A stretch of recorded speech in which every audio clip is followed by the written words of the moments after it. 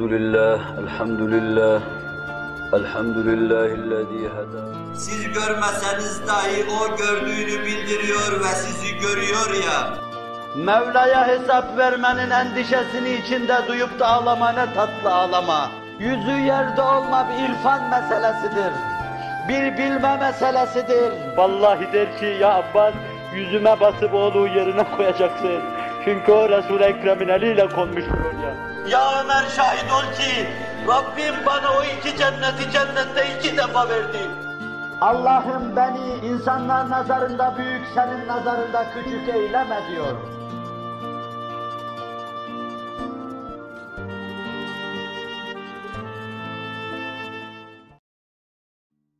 İmanın nispetinde müminin heyecanı, vazifenin kendisine düştüğü an takınacağı tavrı hutbelerde arz etmeye çalışıyoruz. Her hadise, her oluş, her keyfiyet, daha sonra olacak bir hadisenin, bir oluşun, bir keyfiyetin başlangıcı. O da bir diğerinin, o da bir diğerinindir. Müminin hayatında ilk oluş, ilk diriliş, ilk hadise, Allah'a iman etmesi, iman dairesi içine girmesidir. Bu daire içine giren herkes, vaziyeti değişmiş olacaktır. Değişik vaziyet onu değişik tavırlara, değişik oluşlara itecektir. Her gün o vadide mesafe kat edecek. Bir gün anlaşılmazların içine, kavranılmazların içine girecektir. Allah'ı hoşnut edeceği, Nebiler Nebisini memnun edeceği bir durumu ihraz edecektir.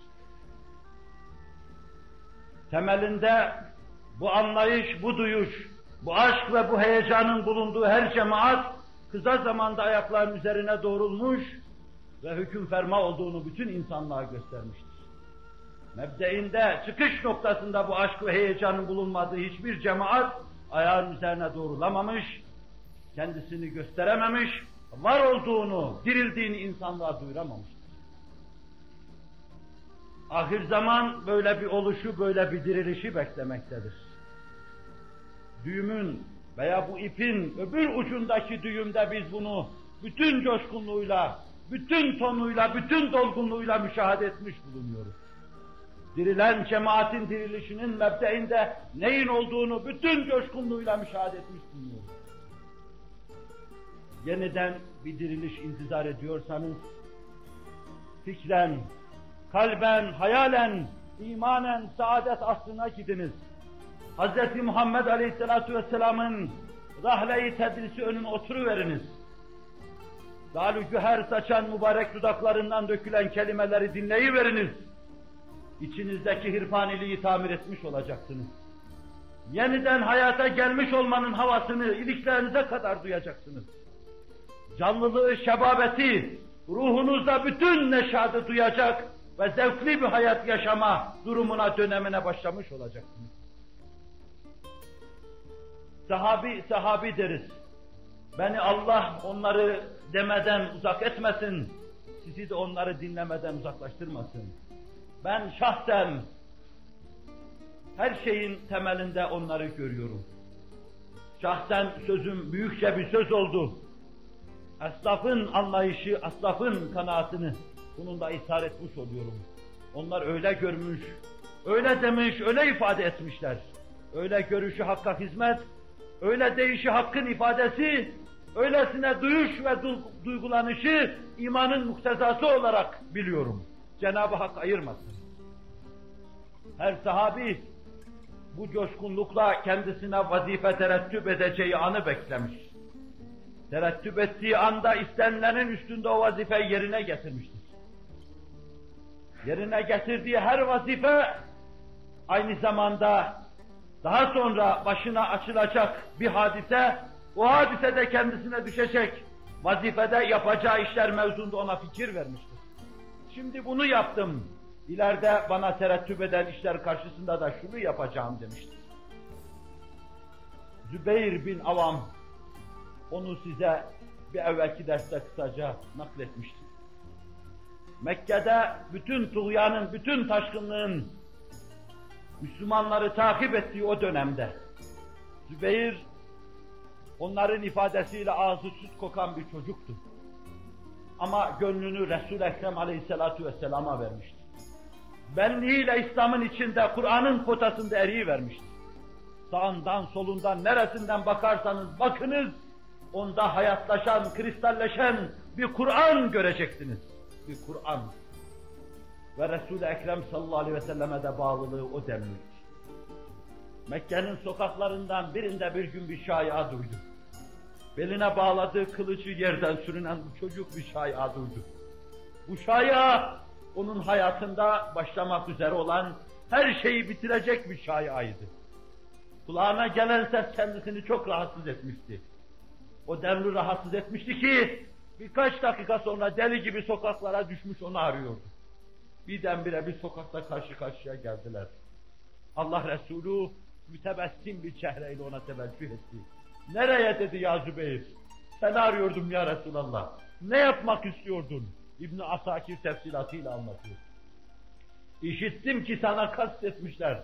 Seni yakalamış ve seni şehit etmişler. Ne yapacaktın sen o zaman? Bu kılıçla bütün Mekke halkına meydan okuyacaktım ya Resulallah.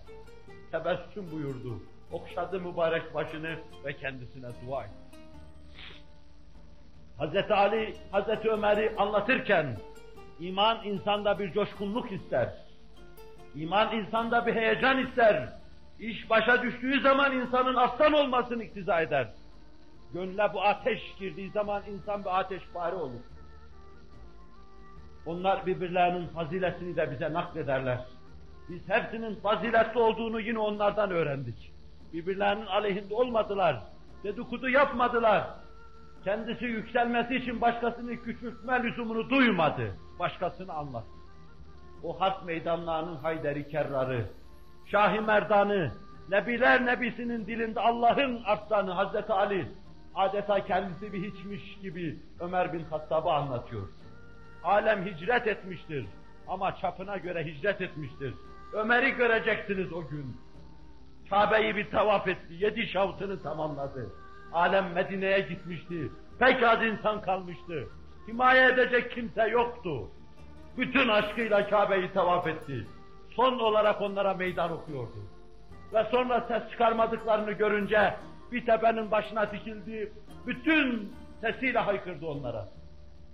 Ben Medine'ye gidiyorum, Resul-i Ekrem'in gittiği yere gidiyorum, ashabın gittiği yere gidiyorum veya Resul-i Ekrem'in gideceği yere gidiyorum. Hanımını dul bırakmak isteyen, annesini evladı üzerine ağlatmak isteyen, çocuklarını yetim bırakmak isteyen falan vadide gelsin diyordu. İmanın coşkunluğu gözüne öylesine hicap olmuştu ki onun, bütün Mekke'yi görmüyordu gözü. Coşmuş bir çağlayan gibi Medine'ye doğru akmak istiyordu. İman ondan onu istemişti. O gün onu istiyordu. Uhud meydanı olunca orada da iman onlardan başka şey isteyecek. Hamza'yı görüyoruz. O Mekke devrinde av avlayan adam. İslam'ın, Kur'an'ın nurundan mahrum olduğu için sefahatini aşamayan adam. Nefsini aşamayan adam. Bakın ki benliğinin bir tarafından nasıl vurup öbür tarafından geçiyor. Nasıl bütün hissiyatını deliyor, parçalıyor.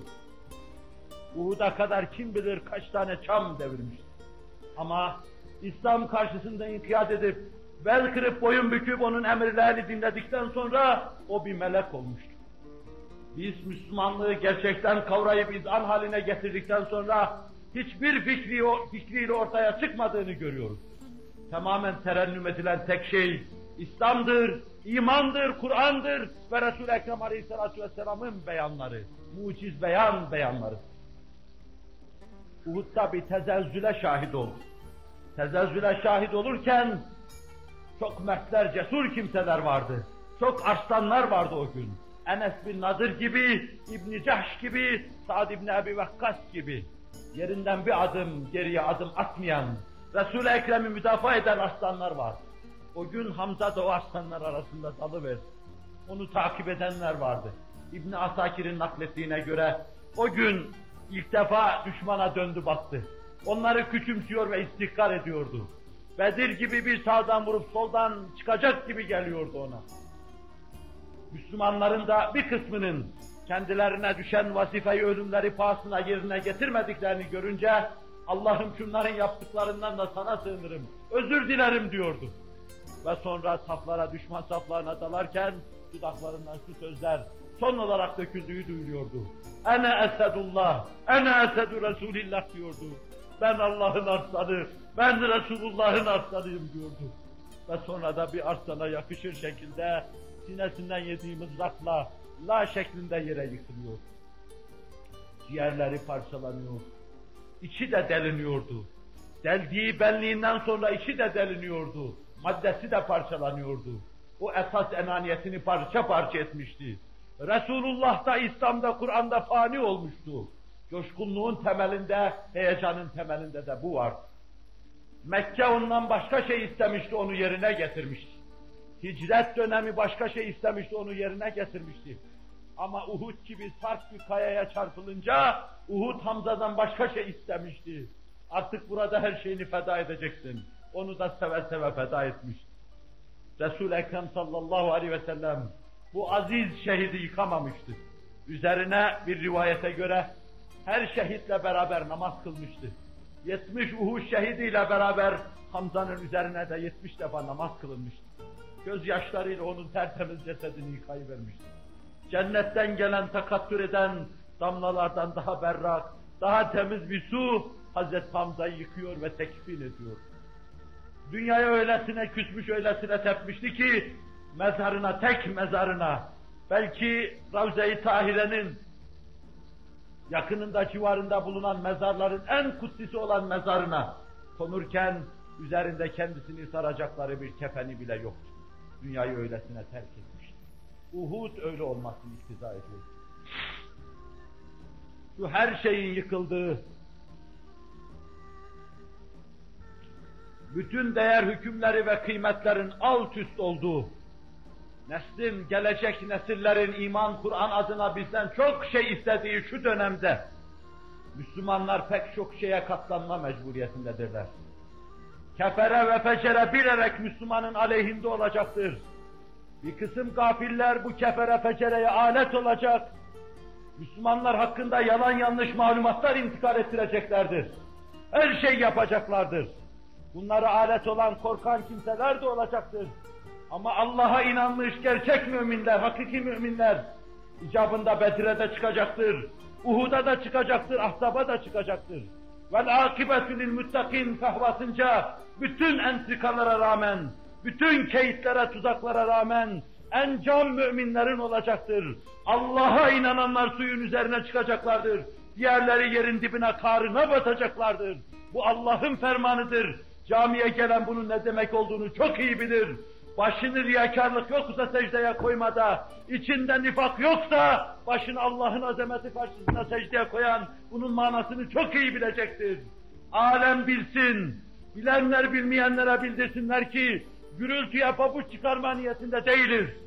Vücudumuzu parça parça etseler, saçlarımız adedince başlarımız olsalar, hepsini her gün birer birer koparsalar, hakikati Kur'aniye'ye feda olan bu baş, sözü gibi eda ediyorum. Ehli dalalete, kefere ve fecereye teslimi silah etmeyecektir.